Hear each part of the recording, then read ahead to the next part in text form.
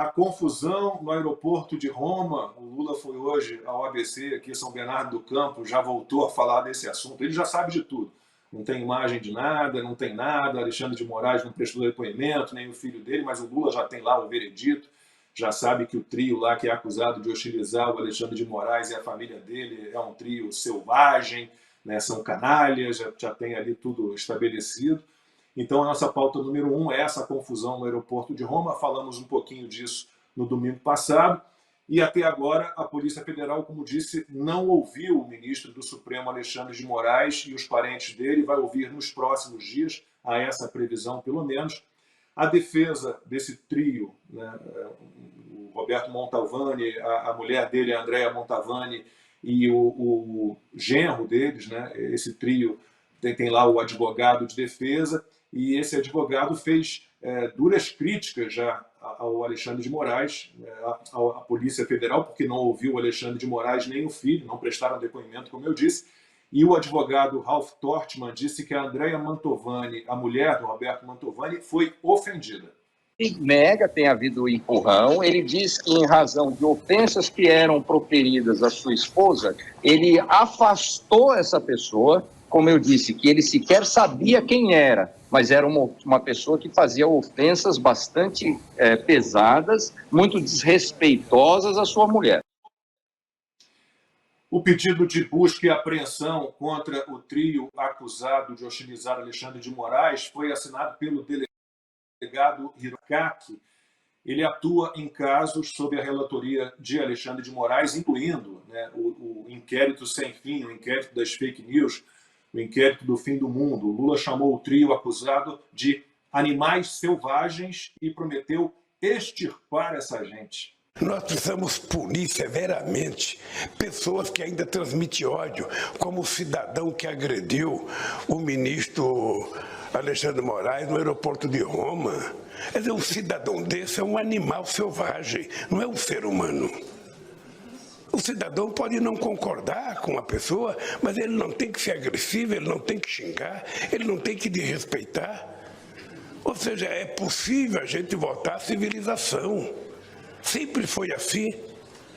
Então, essa gente que renasceu no neofascismo colocado em prática no Brasil tem que ser extirpada. E nós vamos ser muito duros com essa gente, para eles aprenderem a voltar a ser civilizados. E como eu disse no início do programa, eu botei até os meus óculos para ler aqui o que disse o Lula hoje, né, no Sindicato dos Metalúrgicos, no ABC, aqui em São Bernardo do Campo. Ele disse o seguinte: no aeroporto de Roma, um canalha não só ofendeu Alexandre de Moraes, como bateu no filho dele. Nós derrotamos o Bolsonaro, mas não derrotamos os bolsonaristas ainda. Os malucos estão na rua ofendendo pessoas, xingando pessoas, e nós vamos dizer para eles que nós queremos fazer com que o país volte a ser civilizado. Constantino, vamos lá, vou abrir a conversa com você. É esse mesmo Lula que elogiou aquele sujeito que empurrou, né, um antipetista, né, contra o para-choque de um caminhão. O sujeito ficou internado muito tempo, acabou morrendo mais à frente, mas não sei se teve relação ou não com aquele atropelamento, mas o Lula elogiou esse sujeito. Ele estava aqui durante a campanha, se não me engano, no Pacaembu, e o Lula se referiu exatamente a esse sujeito que empurrou um antipetista que estava ali na época da condenação do Lula, fazendo lá o seu protesto. É esse Lula tão bonzinho, né, tão cheio de amor e de caridade e de fraternidade, Constantino, é a mesma pessoa. Pois é, Lacombe. Boa noite, Flávio. É muito bom tê-lo no programa. Vamos lá, né? Primeira coisa, esse episódio em Roma ainda carece de muitas explicações e, acima de tudo, de imagens. O desenho em quadrinhos do Globo não é um substituto para as imagens que o Brasil quer ver. Já tem informações cada vez mais desencontradas, algumas, né, dão conta de que o ministro Alexandre nem estava no momento, o que bate com a narrativa do advogado dizendo que o seu cliente sequer sabia se tratar do filho do Alexandre. Então, muita coisa precisa de explicação aí, e esse episódio é sobre muitas coisas ao mesmo tempo. Primeiro, possivelmente, ou não possivelmente, já constatadamente, sobre abuso de poder, né? A reação ao que teria sido uma agressão ao filho do ministro ou ao próprio ministro, a reação é absolutamente descabida, ilegal, típica de Republiqueta das Bananas, de ditadura comunista, né? A Polícia Federal agindo como Gestapo, intimidando, busca e apreensão, tudo inadequado para o crime que teria sido cometido em outro país. Então, é sobre abuso de poder a primeira coisa que chama atenção. Alexandre de Moraes cada vez mais age como um imperador absolutista. Segundo, é sobre a morte do jornalismo. Na falta de imagens, o Globo vai lá e produz um desenho em quadrinho com a sua versão dos fatos, né, como se fosse substituto dos fatos. Morreu o jornalismo no Brasil. E aí, no conluio que tem imprensa e comunistas, os comunistas vão lá e pegam isso como se fosse fato e criam toda a sua narrativa que, na verdade, visa a um só objetivo. Nas palavras do próprio Lula, extirpar os animais selvagens. Animais selvagens, para eles, somos todos nós, qualquer um de direita. Aliás, temos as eleições na Espanha, só um lembrete de que para toda a mídia, velha imprensa, não existe extrema esquerda. O sujeito pode defender Stalin, pode ser comunista com orgulho, né? Ele é apenas esquerda. Agora, se é a direita dos tucanos, é logo ultradireita, extrema-direita, ultraconservadores e por aí vai. Eles não querem mais a existência da direita na política, na vida, no debate nacional. Eles querem a volta da normalidade, a pacificação, como dizem os próprios colunistas do jornal Globo e companhia. O que seria isso? Ora, a volta da hegemonia esquerdista nos 50 tons de vermelho, onde, na estratégia das tesouras, PT e PSDB fingem que são arquirrivais, que um representa a esquerda e o outro representa a direita. Então é isso que eles querem. Agora, o Lula tem orgulho de ser chamado de comunista, mas ele precisa ser chamado de fascista também, porque ele é um fascista. As ideias que ele defende são as ideias do fascismo, que, aliás, foi parido de pensadores marxistas, como Gentili e tantos outros. O próprio Benito Mussolini era um socialista. Eles acrescentaram o ingrediente nacionalista e estava ali tudo pronto, tudo já sindicalista, marxista, tudo prontinho. As bases do fascismo são essas. Tanto que a fase mais fascista que o Brasil teve, do Getúlio Vargas, é elogiado pela esquerda, que esquece nesse momento que era um ditador, né? Mas então, Lacombe, são falas da maior gravidade. Um presidente da República desqualificando 50 e poucos milhões de eleitores como malucos, como animais selvagens, o bolsonarismo continua por aí, precisa ser extirpado. Isso é linguagem de Hitler, isso é linguagem de nazismo. E a imprensa não fica mais chocada. A imprensa, hoje em dia, no Brasil, passou a ser o grande câncer da democracia. Eles estão dando todo o sustento à narrativa fascistoide do sistema, desse conluio de petistas e tucanos, para permitir perseguição à direita, cassação de mandato, chamar a Lava Jato de fascista. Eles chamam tudo de fascismo, né? A Lava Jato virou fascista, calar e censurar e perseguir jornalistas que apontam para esses absurdos. Então, a velha imprensa hoje é a maior inimiga do Brasil. Rede Globo hoje é o maior inimigo do Brasil, porque o PT a gente conhece, é isso aí, canalice, acusar os outros do que eles são, né? O lado tucano, globalista, é o que está dando respaldo a toda a perseguição, abuso de poder e ilegalidades por parte do próprio ministro Alexandre de Moraes, que não é petista. Era alguém que trabalhou com Alckmin, filiado ao PSDB. Então é da turma tucana.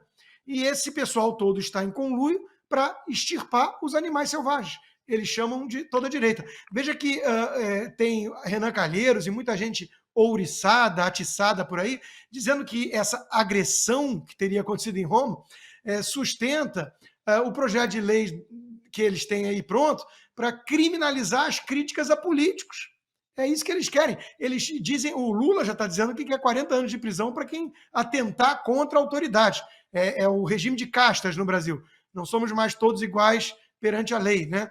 A turma dos políticos e autoridades estão muito acima dos réis mortais. Isso é o governo popular da esquerda. Agora, veja, o que eles chamam de atentado ao Estado Democrático de Direito? Isso aí, um sujeito que teria xingado o Alexandre de Moraes. Ou então manifestações do 7 de setembro pacíficas, com famílias inteiras, bandeira do Brasil, crianças. Isso, para eles, é um atentado ao Estado Democrático de Direito. Então, Lacombe, eu não tenho mais paciência para quem finge que não sabe o que está acontecendo no Brasil. Eu vou traduzir, colocar em miúdos, tecla SAP, para todo mundo que está fingindo que é bom ser alienado e fingir que se dormir que nem os ursos polares vão acordar num país pacificado e não em Cuba ou Venezuela.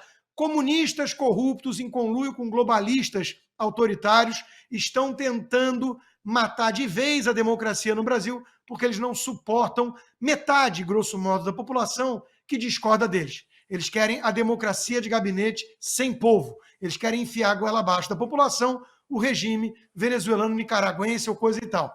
Enquanto isso, aqueles que olham para as Forças Armadas com alguma esperança, não sei como ainda, né, precisam ouvir o que está dizendo o próprio presidente do STM, Superior Tribunal Militar. Está culpando as redes sociais por muitas coisas, pedindo, portanto, regulamentação das redes sociais, ao lado do comunista Flávio Dino e do Orlando Silva, o relator comunista do PL da censura, e dizendo que essa coisa de comunismo não existe, é paranoia. Ele não sabe que existe Cuba, Nicarágua, China, Venezuela, Coreia do Norte e por aí vai. Então, se esse fala em nome do Superior Tribunal Militar no Brasil, qual é a esperança que nós temos, Lacombe?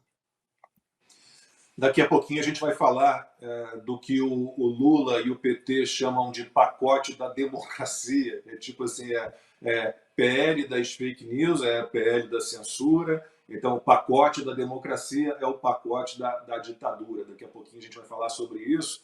E Ana, há uma série de ilegalidades, mais uma vez. Primeiro, o Lula já tem lá o veredito, ele já deve ter tido acesso às imagens, ele deve ter ouvido tudo tudo que aconteceu ali, tudo que se desenrolou em Roma, é algo impressionante, é um atentado contra a democracia. E aí vem uma série de ilegalidades, eu nunca vi na minha vida, né? Olha que eu estou velho já.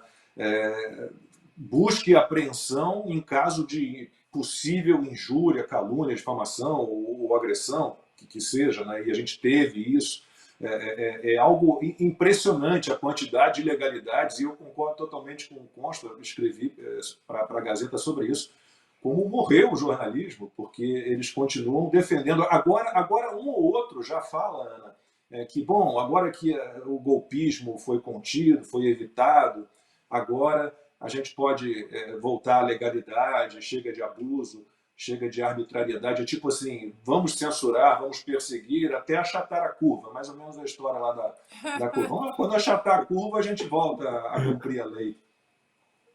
É como a Carmen Lúcia, é censura, mas só até segunda-feira, né? E essa segunda-feira nunca acaba. Aliás, parabéns, Lacombe e Constantino, os artigos de vocês, o seu, Lacombe, na Gazeta, e do Constantino na Revista Oeste, artigos espetaculares. Boa noite, Flávio. Vou dar boa noite ao Flávio lendo exatamente um tweet do Flávio que foi espetacular, que poder de síntese histórica, inclusive, né? O Flávio, que é um grande estudioso da história mundial, o tweet dele foi que dia? Dia 19 de julho. Ele escreveu o seguinte: sabe como os alemães apoiaram o genocídio de judeus em 1933? Disseram que eles eram uma ameaça ao Estado alemão. Alegaram que era uma ameaça sanitária, pois transmitiam tifo. Perseguiram seus jornais, que divulgavam fake news de judeus. Criou-se uma intensa campanha na grande mídia, colocando um certo bigodinho contra os radicais. Alegaram que judeus e cristãos eram fanáticos religiosos. Controlaram a opinião pública na rédea curta, restringindo a participação de judeus nos cargos públicos da República de Weimar, enquanto defendiam a democracia popular. Determinaram que ofender políticos era crime de Estado. Ainda bem que no Brasil lutamos para evitar que um horror absoluto como aquilo ocorra de novo. Ainda bem que no Brasil lutamos para evitar que um horror absoluto como aquilo ocorra de novo. Eu não vou nem... foi tão perfeito esse tweet que eu vou jogar agora a bola para o Flávio. O Flávio, que é um profundo conhecedor da história da Alemanha, da Europa, de nazismo, Flávio, e, bom, a gente acompanhou aí todo mundo comparando essa fala, né, trágica do Lula com falas do próprio Hitler. que foi isso que você descreveu no seu tweet, o que a Ana citou. Eu sou neto de judeu e escrevi um livro sobre o nazismo, conheço bem também o assunto. É impressionante, né? Os animais selvagens, a desumanização, né, de quem não pensa como a gente, ou de quem foi escolhido como bode expiatório. Lacombe, Hannah, consta. Eu detesto esse vício da internet de comparar tudo com nazismo. Porque, na maior parte das vezes, você está tentando usar um exemplo extremo para algo que não é tão extremo assim. Nesta semana, talvez tenha sido a única semana, e eu sou antipetista ortodoxo e conhecido por isso, mas essa foi a primeira semana que eu posso dizer, ora, o PT deu passos extremamente perigosos com ajuda, conivência e talvez cumplicidade de gente que não é do PT, tá? Como disse ali o consta. Alguns livros, eu citei vários livros neste tweet que a Ana citou, eu tô só com alguns deles aqui, né? Por exemplo, aqui, que eu falei dos judeus terem sido considerados uma ameaça sanitária, não tem esse livro em português, tá? Não achei. Medicina Assassina, é uma pesquisadora chamada Naomi Baumslag, tá? Ela mostra justamente como os judeus eram considerados pessoas perigosas sanitariamente, ou seja, eles transmitem tifo. O tifo na Alemanha, que causou a derrota na Primeira Guerra, é causado por judeus. Quer saber como é que eles apoiaram Hitler? Tá aqui, grande livro de Robert Gellatley, que ele mostra justamente como você perseguiu as mídias, os canais de mídia ali dos judeus, para você falar assim, olha, tudo que vem de judeu é mentira, tá? Então você tinha um controle ali das mentiras judaicas que já estava sendo fermentado durante a República de Weimar, que só foi concretizado na Noite dos Cristais, tá? A famosa Noite dos Cristais, quando você começou a destruir os jornais, as lojas, né, de judeus, pichar ali e falar assim, olha, talvez esse conteúdo aqui já não seja um conteúdo bom para o Estado, inclusive eles falam de Estado democrático, tá? Quem acha que nazista não fala em nome da democracia, sinto muito, você não sabe absolutamente nada sobre como esses caras subiram ao poder, né? Todo mundo lembra do nazismo só em 39, só com a guerra eclodindo, eles não lembram do nazismo subindo ao poder, como eles falam em nome da democracia o tempo todo. Eu tô até confundindo aqui os livros. Tem muito. Esse aqui foi um livro que eu citei bastante, The Hitler Myth, de Ian Kershaw. Eu tô com o nome a mão bem na frente do nome, né? É um grande historiador irlandês. Ele tem muitos livros sobre a Primeira e Segunda Guerra Mundial, que mostra justamente como o judeu era considerado radical, como as alas do Estado da República de Weimar, que não concordavam em entregar o poder absoluto para um certo bigodinho, elas eram chamadas de alas radicais, ou seja, você precisa entregar o poder absoluto para um moderado para ele lutar contra os extremistas, entendeu? Então, assim, de tudo que eu conheço sobre o nazismo, e modéstia à parte, eu estudei isso mais do que a maior parte das pessoas que ficam falando disso a torto direito pela mídia, tá? Se quiser ver a minha... É livro aqui que não acaba mais, tá? Isso aqui é um vício meu, tá? É uma coisa assim que eu estudo esse negócio aqui que, sei lá, há muito, muito, muito tempo, tá? O Eichmann de Jerusalém vou deixar para daqui a pouco. Se alguém quiser da mídia aí, do estamento burocrático, dos políticos, quiser debater o assunto comigo, olha, por favor. Só que assim, eu exijo câmeras, tá? Eu exijo que seja um debate ao vivo e com câmeras, porque eu sou muito vaidoso nisso. Só para complementar, né, eu quero complementar ali principalmente o que o Consta disse e que o Lacombe falou ali no começo. Eu estou vendo pela primeira vez um inquérito, vários inquéritos, né, várias buscas e apreensões, porque virou uma moda aqui no Brasil, né, todas as suas mensagens privadas, todas as suas fotos privadas, todas as suas geolocalizações, tudo que tem na sua vida, agora é moda entregar para um burocrata, para um político, para alguém que precisa controlar a sua vida, sabe? Você não pode tirar uma foto, sabe, da sua esposa, da sua namorada, que tem que estar na mão, sabe, de uma autoridade que te acha um radical. Entendeu? Mas eu tô vendo pela primeira vez essas pessoas que dizem ter as provas de que o bolsonarismo, extrema-direita, toda hora um nome novo, né? Os extremistas, golpistas, são um grande perigo para o mundo e eles não mostram as provas. Quer dizer, no 8 de janeiro, você viu o esforço do PT para esconder não só as filmagens, tá? Para não chamar o general que estava lá, do GSI que estava lá deixando os caras entrarem. Quer dizer, a primeira pessoa, se você é uma vítima, suposta vítima de golpe, a primeira coisa que você faz é falar assim, tá, aqui, tá vendo? Ó, tá aqui a imagem do golpe, tá aqui esse cara aqui, ó, ele deixou os caras entrar. Não, você vaza a imagem do cara deixando todo mundo entrar, ele vai lá e fala assim, não, peraí, não deixa esse cara falar não. Não deixa esse cara falar não. Mesma coisa com o inquérito do fim do mundo, né? Inquérito das fake news, mesma coisa com o inquérito dos atos antidemocráticos, mesma coisa com tudo agora, por exemplo, com esse aeroporto em Roma. É um esforço para não mostrar, né? O jornal Globo lá querendo fazer na era da internet, na era do celular, na era que todo mundo tem uma câmera na mão, fala assim, veja como foi a agressão. Aí vai lá, coloca o filho do Alexandre de Moraes como um menininho. Não contam que ele tem 26 anos, é advogado, tá? E não contente com isso, ele tem processo lá no STF, sabe? Tem que ver se o pai dele julga os próprios processos, entendeu?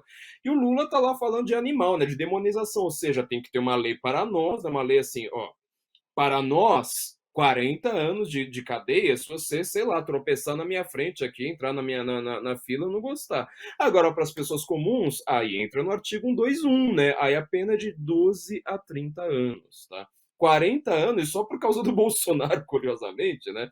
Só por causa da turma lá do Bolsonaro que estava fazendo alguma coisa, que aumentou para 40 anos em caso de feminicídio, entendeu? É feminicídio e membro do STF.